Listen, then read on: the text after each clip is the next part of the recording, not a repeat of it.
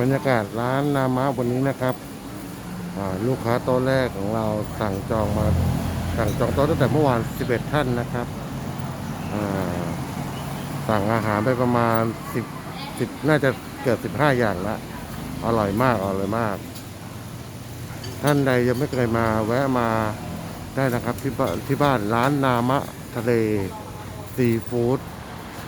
ร้านตั้งอยู่ซอยสยามนะครับนี่ครับติดถนนเลยอยู่ตรงข้ามกับร้านต้มตำคูบ้านนอกติดกับสนามไดกอล์ฟ300 ยาร์ดนะครับมาจากทางไร่วนาสินเลยลงไฟฟ้าขึ้นมาก็ถึงเลยก่อนแยกมิตรมนนะครับไม่เลยแยกมิตรมนนะครับฝากร้านด้วยนะครับ